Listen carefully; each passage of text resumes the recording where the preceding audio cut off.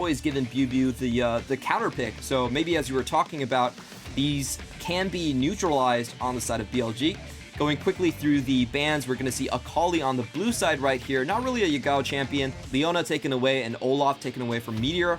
On the other side for BLG, they definitely don't want Kanavi on the likes of Nidalee. This is not a champion that Meteor really plays. And they're also going to be focusing down the Taliyah. So the jungle pool being massively pinched right here. Not a lot of options still left on the table. And BLG at this point, I think, are considering if they want to give... Okay, I totally understand that pick. They're going to give Graves, but they're definitely going to take away Aatrox. Yeah, it's really interesting that we don't have any like side-specific bans. Both teams having to ban out champions that just don't play right. We know Meteor doesn't play Nidalee, not really playing much Taliyah either. We know Kanavi, again, much prefers a lot of these like ranged champions or Lee Sin over the likes of an Olaf. And JDG just defaulting back to that Twisted Fate. So really valuing a lot of the options it gives, right? It opens up to where you don't need to be first on Drakes with the Destiny. You have avenues to play out with side lanes. You have avenues to play out with picks. Isn't a terrible team fighter by any means. So valuing that versatility and getting Yagao on a comfort champion, which we know Yagao has always been an A-tier mid when he does get those champions he's quite comfortable on. I would definitely put him S+ tier on things like Zoe and the LeBlanc. And this is an interesting tidbit of information, but you were saying that Kanavi's been playing a lot of Udyr in solo queue. Can you walk us through this pick? Oh, yes. Kanavi's been spamming this. I've been talking to a lot of players about it. They think it's a lot more solo queue oriented because it still has all the same strengths and weaknesses it's always had, but looks like it just might be a bit of a bait. I still would love to see it one day. Maybe when JDG are playing against a team that's perceived weaker, we'll see it, but instead defaulting back to the Lilia, and now Zoom going to pick up the Gnar. So this, of course, has come back into the meta. It's just a very fluid blind pick. It did get some buffs across all areas, like the Mega Q, the E attack speed, things along these lines. It always felt like Gnar was a viable pick, even in 2020 into certain matchups, and now he's just fine. He's a fine team fighter if you play around that Rage Bar. Of course, does well on the side lane as well. So JDG keeping it very similar to Game 1, but hey, BLG going right back at it too. They're doing the exact same things like we were talking about. Nothing really needed to be changed on BLG's side from their Game 1. Only the teamfight execution left in question. BLG, however, are going to get a massive ban onto that Kai'Sa, and I'm guessing the Jhin is likely to go as well. Those are your top 3 AD carries in this meta so far. And JD Gaming, think about their options, banning away the top lane and the mid lane. Not a lot of straight-up counters to the likes of TF or Gnar for that matter, so they can ban away a lot of just picks that they don't want to see in the enemy composition. I think, like, theoretically, you could always just go the Syndra, which is a strong lane, but Zika actually doesn't play all that much Syndra. He didn't play it at all in his, like, stint in 2020 in LPL, so maybe wanting to steer clear from that. And of course, we know Syndra Graves is one of the strongest mid-jungle 2v2s in the game flat out. But I like this ban from BLG. I was actually thinking that JDG would go towards the Aphelios because, once again, he's another champion that loves when the enemy needs to play into him. So I think JDG will get that Jhin, but I don't actually think it's as strong as what could have been with that Aphelios or Kai'Sa. Pretty interesting right here. Aphelios is one of those champions that Loken did look like a hyper carry on. Usually Loken does fill in the role player position, but on Aphelios last split, he was actually extremely proficient. And we are going to see JD Gaming take away another disengaged champion in the likes of the Alistar, just making sure that that doesn't go into the hand of Mark. And now for BLG, they have to decide on most likely their top lane pick. Going to leave their mid lane for a little bit later for the counter pick potential. It is going to be Camille, and we have seen Camille actually be some sort of a counter pick to the Gnar. However, it isn't like Gnar doesn't have a fighting chance, as we saw yesterday between Doran and Rascal in the top lane there. So definitely not as hard of a counter as we might expect. This does leave probably Misfortune or Jhin, but no, it's going to be the Vayne. Ooh. This is something we don't expect out of Loken at all. Yeah, it's a champion, again, I did not expect to see in this draft at all. Wonder how JDG are going to want to play around this, because now you have 2 very volatile side lane matchups with this Twisted Fate in the mid lane. How are JDG going to decide to allocate their resources? If one side explodes, it feels like it'll be a pretty tough game. Definitely feels like both the side lanes have that potential to just go completely one-sided and have one team just snowball the game to a complete end. BLG have to look at their mid laner right now. We have seen Zika play a bit of the Sylas in the past. Lucian is still viable. We have seen Crying play that.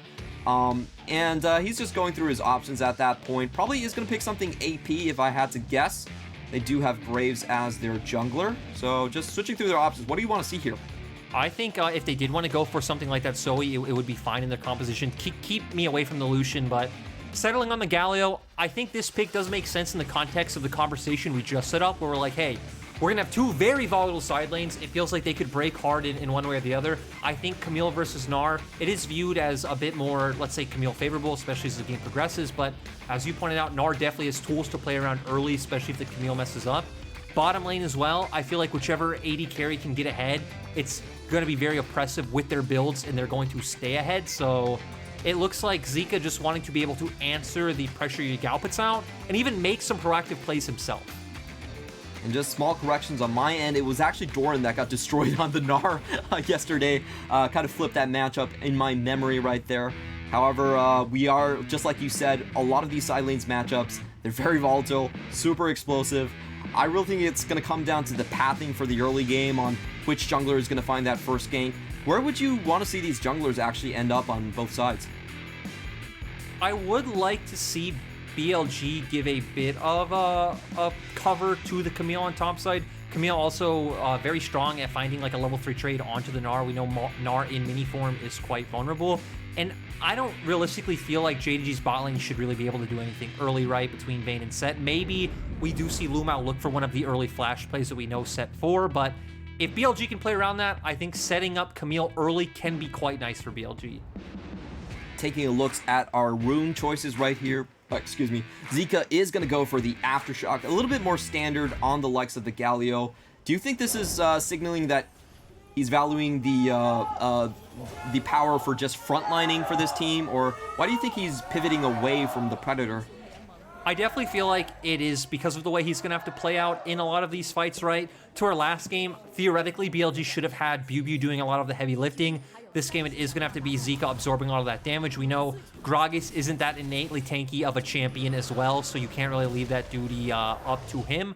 Also, JDG have a lot of just tank shred in general. They have a lot of damage, right? The Vayne Silver Bolts, the Gnar passive coming out from his W as well, so I like the choice Zika's making this time, and we didn't even really see a lot of like proactive plays with the Predator last game. He didn't really need it. I think a lot of that was from how well BLG were shutting down Yagao, and if they can just do that again, I don't necessarily think you need that Predator to follow up or even like find the fight initiation now that you have things like the Hextech Ultimatum coming out. Have to hard agree with you. You know, you can follow up on the engage rather than be the one trying to initiate it on your team, so it makes a little bit more sense to actually go tankier in this setup. And just taking a look at the Colonel's predictions, he's actually going to go for BLG in this one, a little bit more favored in his eyes. However, we did see last game the Colonel also predicted BLG to win with 70% confidence. It didn't really happen in there. And like you were talking about, BLG are going to be the ones, BLG are going to be the ones going towards the bot side with Meteor starting on his top.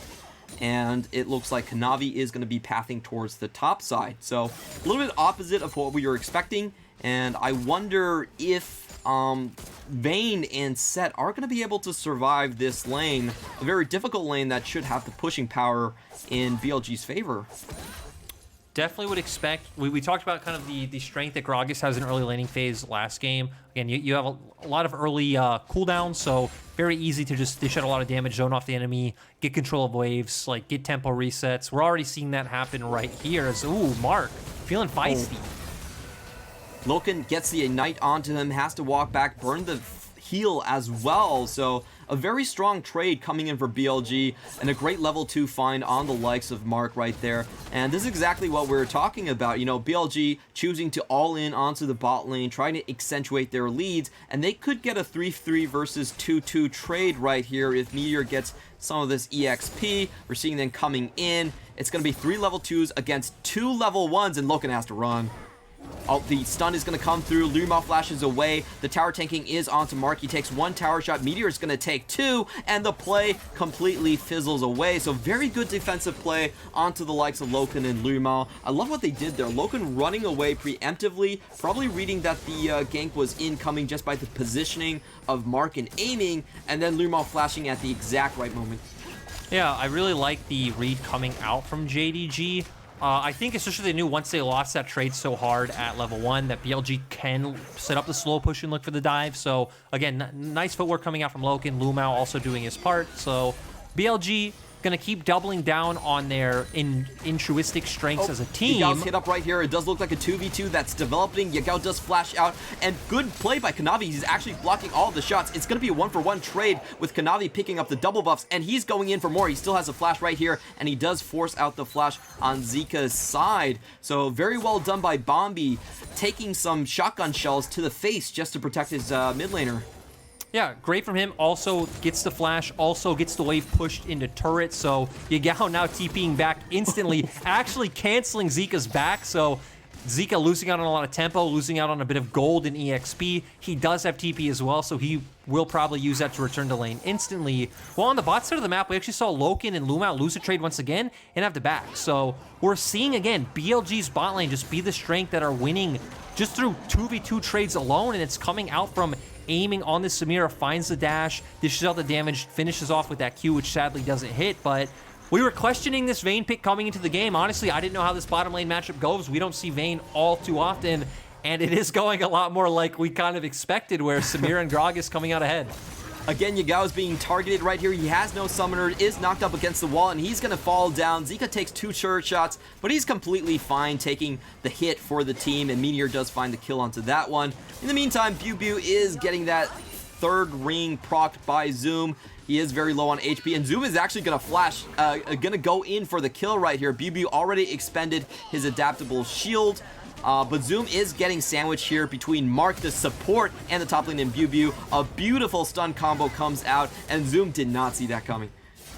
Yeah, just great play as well. Zoom was actually dominating this matchup, so not quite sure what has been going wrong for Biu, but still, BLG just make a macro plane, abuse it. They realize, hey, we're winning bot lane so hard, we get a free roam timing on for Mark, bring Mark up, and at least get a bit of gold back into their pockets. So we really have to chill down on this game because action is happening everywhere. This is one of those feisty LPL games where you have 4 kills at the 5-minute mark. Absolute explosion of action. But where do you really see these teams kind of setting up? It seems to me that BLG, with their control on the bottom lane, is going to be the ones that are going forward and kind of making the plays here. And I think BLG should just keep doing that. Again, we already talked about this matchup in mid lane a little bit last game, where Zika does quickly get to a point where he can just ignore the Twisted Fate. Also bought the Null Magic Mantle early because he's against double AP mid jungle. We're at that point now. We can consistently see BLG hover around bot side. And once again, Galio's going to find the double taunt. They're going to go in on Yagao, who still doesn't have his summoners. Yagao is going to fall down, but the Lilting Lullaby does come through and actually saves himself. Meteor very low as well. Looks like the Dream Dust is not going to be able to take him down. Does pop the potion and get away from that one. That was extremely close from both sides. Yeah, Kanavi coming in extremely clutch. You talked about it, that sleep. Completely saved Yagao. They almost even turned it around back onto Meteor, but Zika was able to zone away. It will equal out to this bottom lane scuttle for the side of JDG. I don't expect that they should be able to just turn outright to Dragon. Yagao technically does have his destiny up, but no real pressure in the bottom lane yet. Maybe JDG can just look for a play on bot, but Kanavi actually feeling confident enough to just go for it, knowing that Meteor's red buff is coming up. He does have the Destiny to back him up. BLG look like they want to contest at this river, but they are outnumbered here with Meteor being on the top side of the map. Kanavi is going to go down pretty low, but he should be completely safe right here. And JD Gaming are going to take away the first Infernal Drake, right? Okay, Kanavi does take it. A little bit of a gasp coming from me. And in the meantime, Meteor is trying to equalize with that Herald. Very standard play. Actually, the Herald isn't up. Excuse me. Meteor is actually just trying to set up for a potential play onto the side of Zoom. But it does look like Zoom is fairly aware of this one. He is going to just hop away. And not much is going to get done here on the side of Meteor. Yeah, and I actually think BLG giving up the Dragon in hindsight, thinking back, was the right play because Zika didn't have his ultimate, to where we already both talked about the Destiny on Yagao, so not feeling like they really can look for that fight, especially with Kanavi being ahead in terms of levels. Right now sitting at level 7, Meteor only at level 5. And BLG then trying to pivot with the answer, playing on top side, which I think is not only the right answer play, but like we said, Very volatile matchup topside. It would be nice to see BLG get ahead where he's just pretty much lost out innately on his own. So it definitely seems like he needs some help in that lane matchup. Ooh. Yeah, now you mention it, it's going to be a 27 CS lead on top for Zoom. It's just like picking your poison with this guy. You ban out the Aatrox, he gets a counter matchup and still does magnificently with it. I do want to talk about what's happening so far in the game. It seems like there's a lot of 2v2s happening that in theory BLG should win, but JD Gaming are somehow coming out ahead. And Meteor feels like he's actually missing a lot of opportunities to maybe get his side lanes ahead. I feel like a lot of it comes down to the fact that Kanavi has gotten ahead of Meteor, right? Because we saw the 2v2 that stands out the most is that one in mid lane where BLG have mixed damage, they have more burst. It should be easier for them to come on ahead, but Kanavi was already level 6, already had his ultimate and was able to dissuade the play, so a lot of JDG's power is coming from finding Kanavi the advantage in terms of jungle camps. And it feels like BLG are a bit lost without this easy way of attacking mid. We do know, even though locking down top should be easier with your Hextech ultimatum, Gnar is still very mobile with that E. Lirmal coming in, trying to get a facebreaker in, but Zika does walk away from that one. Isn't hit by the swirl either, so it looks like BLG are feeling pretty comfortable in setting up this Herald play. They know that Loken is not going to be able to join with the position he has on the bottom lane, and of course Yagao is just going home for a recall. This does look like BLG should be able to take this one fairly easily. However, Zoom is hanging around the play. The Destiny is being popped. The gate isn't being taken, however. And on the flip side, it is BLG that are trying to go in onto this one. They do find the likes of Zoom. He's going to go down, and it looks like game 1 being replayed all over again. Zoom getting caught out amongst the trees. Loken is trying to rotate, but he's very much slow to the play, and BLG is going to find the stun for another kill. Loken finally comes in, but this is a 3v5. Are JD Gaming really going to chance this one? It's a 3-man sleep, and they do find 1 kill in return. Kanavi isn't done just yet. He just popped his flash, and aiming is the one going into the 3-man, but he gets deleted instantly. Kanavi comes up huge with the pick, and how is this happening? JD Gaming, you're not supposed to be able to play these team fights where you don't have the numbers advantage, but they make it work regardless. What am I watching? JD Gaming come out of the 3v5, and they take away all of those deficits and toss them into the bin. JD Gaming always doing the impossible. Massive question marks on both sides for me, Clement. We see that, first of all, JDG want to look for a 4v5. Doesn't make a lot of sense. They somehow buy enough time, bait out enough engages from BLG to where they're kind of winning this poking and kiting war, and they're able to win with the numbers disadvantage just like last game. And it's kind of coming down to what we talked about in game 1. If you have better hands, it just kind of feels like you could win out. We are going to go straight into the replay. BLG have man advantage. Vayne is not here, but they have blown so many of their engage tools, right? The hookshot wall shot is down. Hextech ultimatum is down. We see Hand of Justice down as well. So JDG feel very confident to just kind of kite this one out, tether BLG out of range, and use their tools to keep them at arm's length. Aiming feels a bit cheeky, thinks he can go in. Mistimes it a little bit with the rest of the members. I think the sad thing is that Mark is so low, he really can't follow up with his body slam. And then, I mean, it's just easy pickings for JDG at this point. I'm sorry, but JD Gaming just outplayed your entire squad. That was just, that wasn't supposed to happen, and you should feel bad that you got stomped by that one. That was a 3v5 play. I don't care whatever you say about BLG, but JD Gaming basically just, they out-swagger them in that instance. However, Mark is looking for something. No, Mark misses the explosive cast. Lirmal is low, but he does have the facebreaker for the shield right there. And Loken does pop his ultimate, trying to catch something out on the side of BLG. Kanavi comes in, doesn't really find the engage that they're looking for. And this is a bit of a consolation prize for BLG as they do get good value out of that Herald that they've taken. Still, Clement, it goes back to what I said 60 seconds ago. It does feel like we're kind of in a place where better hands are just kind of winning this game.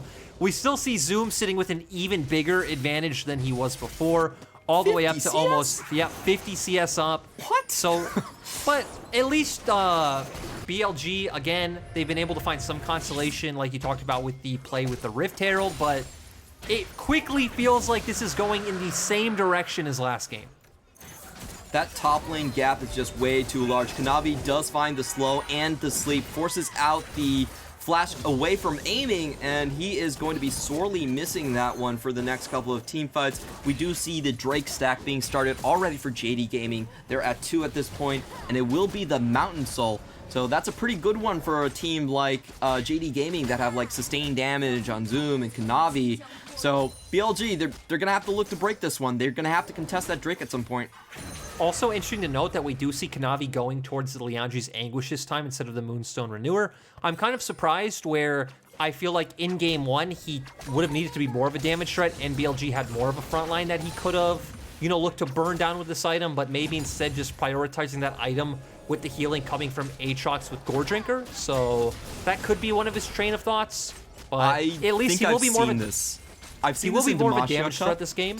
He definitely will be, and he'll be able to take down bears extremely fast. This is the cheese that JD Gaming pulled during Demacia Cup, where they actually just rushed the early Liandry's Anguish, and that has no damage cap against legendary monsters. So you can just rush that in 20 minutes and try to turn the fight around. JD Gaming have been known to basically rush 20-minute Barons. This is one of their bread and butter plays, and if I had to guess, that's probably the reason behind the Liandry's Anguish.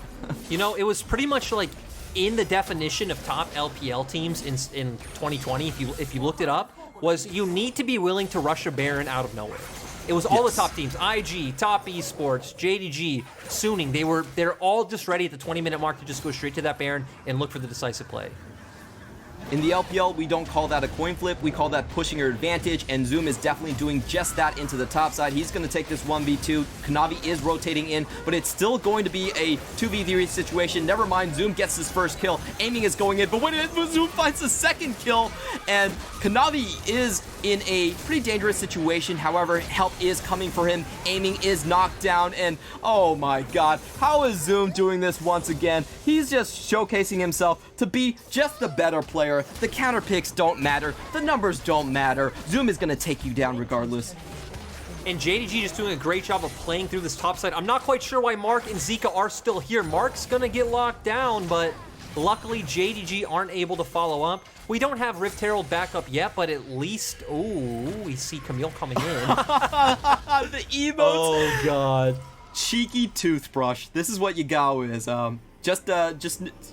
Just telling you some trivia about Yagao. His name does mean toothpaste, and every time we have a photo shoot for him, Yagao does bring a toothbrush to that photo shoot. So I'm just going to call him Cheeky Toothbrush in this one. Does get away, shows some emotions right there, and they're just toying with the psyche of BLG at this point. They're just tearing them apart. I will say, though, the game is still pretty close. It's only 2,000 gold apart, and I want to ask you, how can BLG get back into this one? I definitely want to see BLG just kind of go back to a similar plan that they did last game. I don't feel like you're at the point, especially with how far ahead Zoom is, where you're playing for Camille to be like a win condition through side lanes. You're definitely playing as like a 5-man formation where BuBu has to be the one to lock down. Theoretically, I guess it should be Loken and try to burst him out at the start of the fight. The problem this time around is, since Kanavi's building as a carry threat as well, and that Yagao is actually getting accelerated, you don't have enough lockdown to take down all the damage from the side of JDG. You do have better lockdown this game, in my opinion, with the Hextech Ultimatum, but now JDG have diversified their like item spread. And Aiming is definitely feeling the brunt of that damage. Mark actually misses the flash as he goes in. Really good play by Loken. He dashes out, and he's going to find the kill on the return as well. BuBu is caught in such a bad position. Aiming has to get his ass out of there as well, and BuBu caught behind enemy lines. Where can he actually go from this one? Destiny is going to come in. They're not going to let this kill get away, and it was a good attempt on the side of BLG, but unfortunately for them, they're a little bit too far behind. Amy still trying to rush into the play. They're trying to go for Kanavi, but a great condemn coming out from Loken actually stops it, and Lumao tries to keep Zika in play. Zika actually able to get out of that one, trade one kill back, and this fight is still going. It's going to be a 2v2. Amy goes in, but he doesn't have the damage anymore. Summoner's all down, doesn't get the Infernal trigger, and Zoom is going to clean up that kill with the 3 mark. Yagao chancing into this fight. Kanavi is back in. There's nothing Meteor can do, and it definitely feels like Zika and Meteor are playing with a bit of tilt here, trying to find those return kills where I don't think they have any chance on these. Kanavi's going to continue chasing as he does have the extra movement speed coming in. Does tack it again. Zoom is still chasing, gets the 3 proc, and that's going to be the extra movement speed. Meteor has to run, has to escape from this one. And I don't know, man. I feel like Meteor and BLG in general are trying to come back onto the map with their mechanics. They're trying to do what JD Gaming has done to them, but it's just not working. It's even worse than it was last game as well, because again, the kills are spread so evenly throughout your whole team. So now it's not only like one member having a massive item advantage. JDG's whole team has an item advantage over BLG's. And JDG are just kiting out a lot of these engages so perfectly. We know what BLG's comp wants to do. You have the Shirelias, you have the Camille, you want to run forward. Oh no, Mark is about to go down right here. Aiming pops the W to try and shield him from some damage. Doesn't really work out. One projectile is not going to keep Mark alive. And he kind of dies out of nowhere. That's a lot of wave clear and engage potential. So Kanavi is just going to walk straight in, gets the sleep down, and they get the cleanse away from Aiming. Aiming's still ticking down on HP. BuBu, on the meantime, trying to find something on the back end of that. He really should pick his fights a little bit better because that did absolutely nothing. And BuBu just going to go down for free. And JDG, great positioning, push up mid. They're able to pivot towards bottom where Yagao is already pushing. Use that to catch out BuBu. They're going to be able to take blue buff as well. They're going to be able to pick up Dragon. And they should even be able to pivot this into a bottom lane turret. So BLG picking up potentially like 3K worth of gold on the map in that one play. I just want to slight correction right there. It's 3K. JD Gaming that was a bit going to be dramatic. taking up. I think you're right, though. I definitely think that play was worth 3K. You get the cleanse, you get the mid lane tower, you get the Drake, you get the bot as well. So gold in the favor of JD Gaming. We're going to see that Shirelia's battle song being popped, trying to find Loken. Loken's in a 4v1 situation. I don't think he's going to be able to get out of this one, but he's sure going to make it close. So BLG finally make use of this pick composition. They find Loken in the middle of nowhere. The question is, what are they going to do with this? Realistically, they don't really have an option. Going towards Baron is too risky. JDG do have quite good fighting potential in chokes with, you know, Set, Lilia. They have a lot of like AoE tools, but I like how we even saw there, BLG didn't have any vision or tabs in where a lot of JDG members were. That's why Zika actually had to blow his TP to show up, because they don't know if they're just collapsing on a solo vein or if there are more members in that bottom side river where we do see JDG have 2 red wards. We do see the Colonel sing a different tone this time, being massively in favor of JD Gaming, 77% in their favor, and giving a couple key nods to the likes of both Zika and I believe Kanavi on either side. Those are considered for one of the reasons of getting the MVP in this series. So we like to see the Colonel actually shifting to the right side of this series as it goes on. JD Gaming, I think right now this is a bit of a lull in the game, and they're just going to try and set up for this Drake at this point. They have total control of the river. Not a lot that BLG can do. Honestly, the only thing I'm waiting on right now is I feel like some masterful play coming in from Aiming. Maybe that can shift the power balance between these two teams, but I'm not holding my breath. I feel like a big problem as well is the fact that we have two Zhonya's coming out on the side of JDG, right? We have Yagao and Kanavi both picking one up, which is not only good against how much AD BLG's comp has, but BLG's comp, again, is very, like, cooldown reliant. You kind of want to get in there in one swift engage and, like, take a target out. We've talked about how many members of JDG are fed, so if you are engaging onto the Lilia or to the Twisted Fate, they're just going to buy time with the Zhonya's Hourglass. Your cooldowns are now going to be kind of like locked in, and the rest of JDG are going to be able to clean up the fight. So it's, as the game progresses, I feel like JDG are making like smarter choices in terms of itemization, where it's punishing BLG even more. And like you said, it does feel like a bit of tilt coming out from some of the BLG players. They are a very young squad. We know Zika just coming in last year, so you know, still a lot of pressure on him. He did come in as kind of Koma's like hand-picked boy onto the Vici squad of last year. Now, of course, coming into BLG. A lot of expectations on the shoulders of Zika to kind of fix this squadron. I think I speak for everyone when we saw BLG last year only making it to the 12th place in the LPL despite having such a good roster, despite having all of that talent. Now this time around, they've changed 4 players on their team, only keeping Meteor in the lineup. and adding the likes of Aiming and Bubu to the rest of the squad. I just want to take a step back and kind of talk to you about where you see BLG in the general lineup of the LPL. Are they going to be a top 4 contender? Are they going to be a playoff team? Or where do you see them?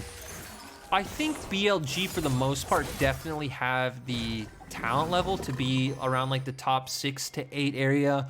Bubu might be the one kind of glaring weakness, where again, Bubu is serviceable in the LPL. We saw that on V5. V5 also finished, I think, 6th in playoffs, so is able to work out, but it definitely feels like LPL just keeps leveling up in terms of talent.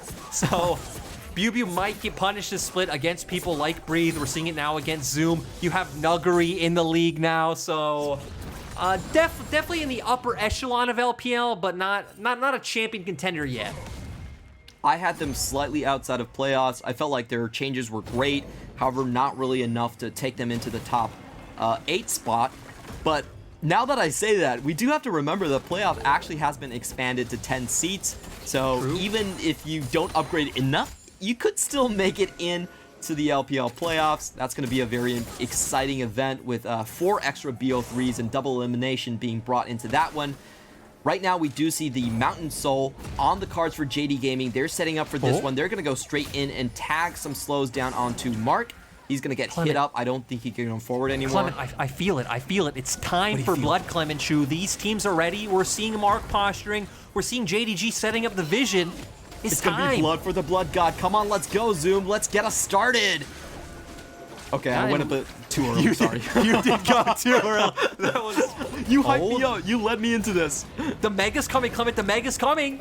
Okay, Zoom is definitely finding his way into this. He has the Mega, but he can't use the double jump anymore to get into the back line, and it looks like BLG... I'm sorry, man. You baited me into that one. There was no blood for the blood god. There wasn't even a drop. JD Gaming are just going to take this one away. I wanted to believe, Clement. Oh, maybe there's blood for the blood god now. Zika does have the Zhonya's right here. There's only 3 members on BLG. They do get away with the flash and burn the ultimate from the likes of Loken. However, that's still not going to stop the onslaught of JD Gaming. They're going to continue to push this one in, and it's going to be up to BLG to answer this. They might just have to give this one away by the looks of it. Question mark coming out from Zoom. Not really understanding that play from Zika. Definitely feels like a little bit tilt on the younger players from the side of BLG. And once again, they're just going to have to be giving up free objectives. Dragon Soul now on the likes of JD Gaming, and it looks like this series is slipping away from the hands of BLG. Look, famous NIP coach Clemenchu. This game is like a roller coaster right now, you know? You slow down as you start to go up for the biggest drop of them all. I might have baited you earlier. I might have baited myself earlier. But I feel it. In the next few minutes, Clement, it's coming. The full 5v5, the full, 10 deaths, everyone's going to die on the Rift. It'll be here. All right. We've seen this being done by Aiming before. He was a 1v9 player on KT. He can be a 1v9 player in the LPL too. Sure, your mid lane's not doing so hot. Sure, your top lane's getting crushed, but we trust you, Aiming. We know what you're capable of. And you're on that 100 ban pick champion with the likes of Samira. She's almost about to get her Infinity Edge. I'm actually a little bit shocked she doesn't have it just yet. But once she does get that, there's still hope. There's still a chance. So that's what we're going to be waiting on. We're going to be waiting on Aiming to make the miracle play, most likely in the Baron Pit. That's going to be my guess as well. And we're going to have blood. I feel like the worst part is, again, as the game has gone longer, we now also have Loken picking up a stopwatch as well. We talked about the problem with these Zhonya's hourglasses into, the formation that these teams end up fighting out in. And I feel like the problem is BLG's comp, I don't think should do well in, a full 5v5 extended brawl. It definitely screams to me a lot more of, picking off and bursting a member outright. You would think that this is where Samira should thrive, but I think we've seen a lot of past fights. JDG have a lot of ways of shutting her down, whether it's set ult, gold card, Ooh, Bubu going in, but it's actually going to be a 2v1 in favor of JD Gaming. Bubu used the Hextech ultimatum early just to dodge up on the wall up, and he's not going to have that as the other members of JD Gaming come flooding into the scene. A good attempt by Bubu to get something going, but Yaga with the Destiny can just arrive at the scene faster. Yeah, and again, we already have Soul for the side of JDG, Elder coming up in a few minutes. It feels like the plan for BLG at this point is just buy time, keep making our way towards these item breakpoints. We don't want to necessarily coin flip like we were trying to do a few minutes ago, looking for random engages, looking for random picks. It's all about getting gold into our pockets. We have a Camille, we have a Samira. They still believe there's a chance they can, take a team fight if things go right. I guess the good thing for them, right, is that JDG don't have too much, like, I'd say easy hard engage, something like the Galio taunt or like a Maokai W. The problem is that we've seen JDG are just a better team mechanically, and that they've used the tools that they have to outplay BLG in a lot of these team fights, whether it's the Condemned, whether it's the Showstopper, whether it's just a gold card. Kanavi's had massive sleeps this series. Like, it definitely feels like BLG need a play like last game where Loken just ran into all of them. And it could happen. It could happen. It could definitely happen. Their hopes are definitely on Loken in this one. He's the hyper carrier of the team. Maybe if he falls down early, they can find something. But JD Gaming, they're going to start the Baron up right here. They're in a massive advantage. It's going to be up to Meteor to hopefully get into the pit. Meteor is actually going to get knocked back by the likes of Lurimo, taken away by Showstopper. And this is going to be a massive sleep. Two people are slept up here. Mark is likely going to go down as Lurimo continues to chase him. Does fall to Kanavi and the DOT damage. Zika goes down as well, and Biu is continuing to push, so not really showing up on the fight whatsoever. He does get one tower for his troubles, but probably not enough, and JD Gaming are going to continue the onslaught. And it's just not worth, in my opinion. I understand BLG don't have many options. There really isn't a better choice than what they decided to do, but JDG can just keep pushing, potentially look for the base. That timer's still 20 seconds on Zika. JD Gaming with Yagao are coming back to make a statement. Of course, they always have slow starts to the seasons, but when they have their full rosters on, they look as good as always. Your top two best team in the LPL last year and in 2019 as well. They're going to be putting the finishing touches onto this one. Can BLG find a kill? Can they stave off this onslaught? There's still one cannon minion going in, and Zoom does find the stun lockup onto the likes of Mark. Mark does go down. It's going to be a 5v4 from here on out, and BLG are running for their fountain. They can't take up this damage. It's going to be a four-man sleep coming in from Kanavi as he just throws shade onto BLG as they hunker down in their own fountain. Nothing much that they can do. Zika still has some fight in him. He goes up, he gets a taunt, but it's too little too late. And congratulations to JD Gaming. They put a W next to their name onto the win column. Beautiful to see from JDG, right? They had a very shaky series up against the likes of IG. We were kind of questioning how the team would develop together. They bring back in Yagao, and though I don't feel like Shie was necessarily their problem, this was a team that's played together for such a long time. The comforts there, they're very risky. I don't know if we could still call them the smartest team in LPL by any means, but very good play overall. I think Zoom had a good series. Kanavi having a spectacular game 2 on this Lilia. Even that game 1 sleep where he jumped in 4v5 was absolutely beautiful. I think it hit 4 members, if not all, on the side of BLG. So it was a 4-man, for sure. Definitely JDG answering some questions, right? Lose to IG, who's a potential top team, beating BLG, who we all have somewhere placed in the middle to upper echelon.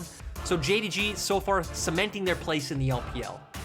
I have no doubts that Korn definitely is a fan of JD Gaming. There's tons of bloodshed. There's tons of things that really shouldn't happen. In Chinese, we have a saying called unscientific team fight. That is definitely what JD Gaming bring to the table. Those have always been the highlights of LPL. And I'm just so glad, I'm just so happy that with top esports dropping off, we still have JD Gaming delivering on the same standards of 2020, showcasing that they can be that top tier team, that they can deliver the beating onto teams that have, frankly, lesser players.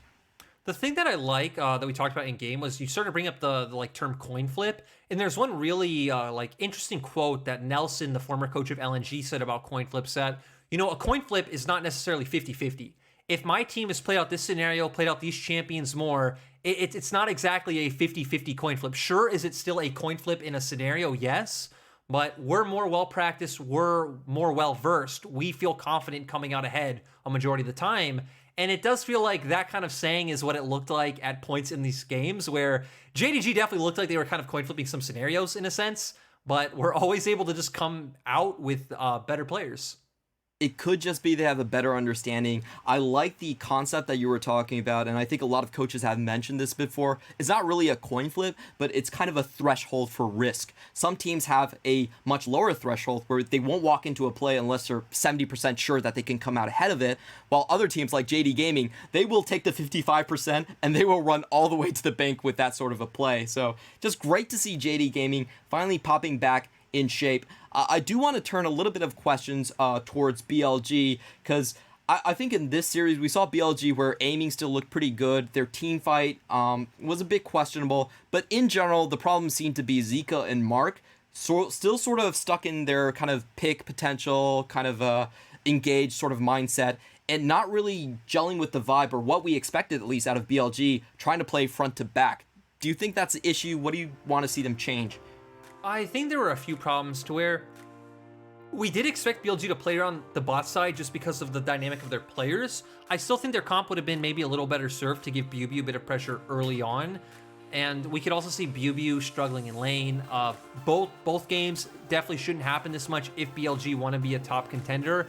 And as the game went on, it definitely seemed like Zika felt very pressured into having to make something happen and would look for a lot of picks that the team didn't need, like you're saying. So it definitely feels like there's a combination of like growing pains, still like playing for your team comp versus playing for like your team identity that BLG will have to figure out. But there's still a very good foundation for this team about playing around bot side. We've seen Aiming and Mark consistently doing well in lane matchups. They do draft a lot of winning lane matchups, but still, we've seen teams like V5 last season would do that consistently. Draft a winning bot lane, play with your jungler, and win out the game that way. If BLG can, consistently draft around that and go for that style, I definitely think there's a lot of growing that this team can do. And that's always a super interesting question that you brought up. We definitely think the team identity of BLG should be something more like front to back, should be centered around aiming. But, honestly, this meta, the front to back team fights haven't been doing all that well. The teams that we have been seeing winning out have actually been somewhat similar to what BLG drafted, where you have the Camille, you have the Galio making plays around the map. Just a very dynamic team play overall. And I want to ask you, as someone who just went to Worlds in 2019 and was a coach on that stage, how do you kind of decide and how do you evaluate your drafting when you're caught between going for team identity or just going for what's been tried and true in the meta? I think when I worked with younger players, I always thought that just drafting for the meta and what's tried and true was better. But the more you work with veterans who are kind of more set in their ideals, I think you quickly realize playing towards your players' personalities, strengths, voices, it just kind of works out better. So, especially here in the LPL, where I think every team is a bit of a specialist team. Every team just has their one or two identities. They play super hard towards that identity. And then if it's the meta, they win Worlds. And if it's not, you hope for next year. So I definitely think BLG should double down on their team identity and on their strengths and, try and find a way to work it through the meta. But I still think it's better to stay true to your players. Does that mean you're always drafting Draven for BRTT? Yes. Hey, I always wanted to every time. If it was up, I would have picked it. Okay, that's some great answers, some great insight from our coach Lyric right here. So pretty interesting games overall. Personally, for me, I do agree, but I think there's a caveat here where there is certain levels that we're talking about. I do actually agree with the fact that if you have a bunch of veteran players and the meta just doesn't fit them, sometimes you do have to wait for next year. That's kind of how League of Legends has been. You're not shying away from the subject that teams are very meta dependent at times. However, coming back to BLG, do you think that they could have drafted better, maybe going for the Ornn for the likes of BuBu? Because that top lane is going to be an issue. We have seen in 2 series now from BLG, BuBu has not looked great on certain champions in certain matchups. Are you willing to just put him on throughout the entire split? Are you willing to just put him on like counter pick top lane? Because that feels like such a drag to the team's resources. And I think drafting is incredibly important. If you're always giving last pick to your top laner and he's still not delivering, what do you do then? Do you kind of pivot towards maybe just Ornn blind pick all the time? Because that's kind of what I would do. Yeah, I definitely think they could have. They could have even picked up the Gnar earlier, right? When we saw they decided not to ban it, we've seen that Gnar has just been such a strong blind pick. They could have picked that one up early. And I don't think Gnar has a ton of like bad lane matchups. We even talked about the Camille, which is like a pseudo counter. I think it's more of a skill matchup, which BuBu could have played that out fine. Ornn, even if he fell behind, he probably would have fell behind more than he did this game. but at True. least he would be able to offer some utility in team fights to where if you're a Camille that's 50 CS behind, you're not winning the side lane against Gnar. If you Hextech ultimatum on the AD carry, you're actually just going to get solo killed yourself. It felt like Blibili had no role he could perform in that game because of the champion and role he was put on. Definitely feels like that was the case right there. So maybe just go back to the Ornn next time for Blibili. We are going to be showcasing our MVP of Game 2 right here, and it is going to be the likes of Kanavi. Had a masterful game winning those 2v2 duels in the middle lane when they were double AP against AP AD. So really just doing the impossible here, and finally Kanavi showing some great signs of life. He was our 2020 Spring Split MVP, but he's been pretty quiet for a while. Yeah, obviously not having the greatest worlds, but I mean, there was no doubt this man was bodying LPL for the majority of 2020, was a clear standout. JDG were the first LPL team that really started playing that style around just kind of throwing all your resources towards the jungler, obviously with catch-up XP being removed, the jungle XP after level 9 being more, like all these things JDG were a pioneer for in the LPL last year. So I definitely think Kanavi still has the stuff to be a primary carry. You talked about it playing through a lot of these 2v2s. It felt like Kanavi saved Yagao from many situations where he should have died just by the fact that he found EXP and gold advantages, and he had a level lead on Meteor most of the game. So I definitely feel like this feels like another good year potentially, for Kanavi. Meta's definitely in his wheelhouse. I agree with you 100% right there. With Yagao back, he looks a lot more comfortable on the map. And that really does kind of lead us to the next big question, because, Mystic is going to be coming in. We do expect Xie to be kind of the mid laner because they've been pairing for so long.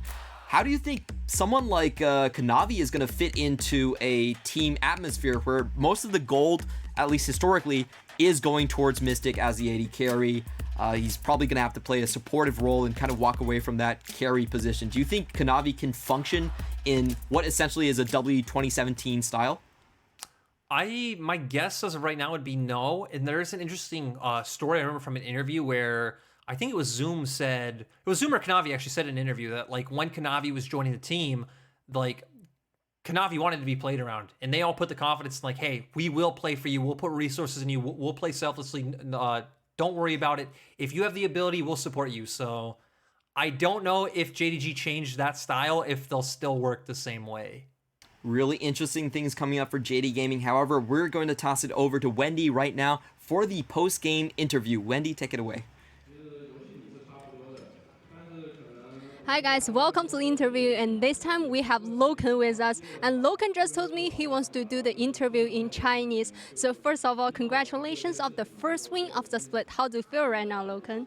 那么首先恭喜你们获得本场比赛的胜利，也是你们赛季的首胜，所以想问一下现在心情怎么样呢？心情肯定是挺开心的，因为我们最近打到埃及被2-0赢了嘛，然后今天我们赢了，我们拿到2-0，所以肯定是挺开心的。I'm quite happy about today's result because the last matchup we lost to IG with the 0-2. So this time with the 2-0 scoreline, I'm very happy about that. And the next question is, in game 1, you guys are able to end up the game with a backdoor. So what's happened there? And could you tell us about a little bit about the team's communication at that time? 那其实第一局你们是一个偷家最后终结掉的比赛，所以能问一下当时发生了什么？队内有怎样的沟通吗？那我维姆人拿我们都是说要打这个维姆人，对面想拉起了，然后就突然牙膏说想拆炸，他觉得可以，然后就让我们拖时间，所以他能拆炸的。At that time, we decided to have a team fight around the dragon pit, and also the opponent's team. They try to target on the elder dragon as well. But then suddenly, Yagao said to us like, "I can do a backdoor. Maybe I can break the nexus." And he just go to the nexus and try to let us to drag the opponents and cannot come back. So that's why we're able to make that make that backdoor. So my next question is actually for today's game. You guys have shown so many amazing team fights, and also like in the game 1, you have the triple kill twice and got 1 quadra kill as well. So are you guys like try to focus on the team fights for today's game? Is this the overall strategy? 那么其实，在今天的表现，你们有很多很亮眼的团战，比如说第一局你也是2次3杀，1次4杀，所以想问一下，有没有说赛前就说，哎，我们今天要以团战为主这样的一个战略思想？因为我们就是想到打 BLG 的话，我们应该要打团战的，所以我会一直打炸，然后就我选个卡萨嘛，卡萨打3米拉，就是对线不打起来，就卡萨是优势的，所以我打团打得好，就这样。In facing against BLG, we have decided to we are going to have more team fights, and also because I played with Casa to face against Samira in the laning phase. If we didn't have many skirmishes around the bot lane, actually I'm in a lead, I'm in an advantage. So that's why we are able to get so many team fights and also win those team fights as well. And also in the next matchup, you guys are going to face against EDG. The EDG spot duo Viper and Mako have shown very good performance in the previous matchup as well. So any special preparations? 那么接下来你们要面对 EDG 嘛？那他们的下路组合 Viper 和 Mako 在上一局比赛有很亮眼的发挥，会不会做什么特别的准备呢？没什么准备吧，主要是Viper 和 Mako 也是打得很好的一个下路嘛，我就是打得正常就应该有机会能赢他们。Viper and Mako are very good bot duels as well. If we just perform normally, I think we have a good chance to get the win. So there's no special preparations that we're going to make. And thank you again, Loken, for joining us. And then back to you guys. Bye bye.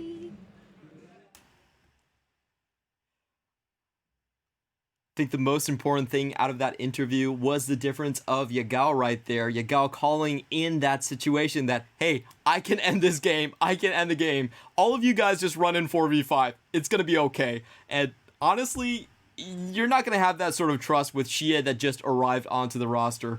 That sort of a fallback plan and that sort of comfort that you have with the toothbrush, you can't replace that. You know, it's actually hilarious, too, because that play is a very Xie-esque play. Remember how many games LGD backdoored in 2020?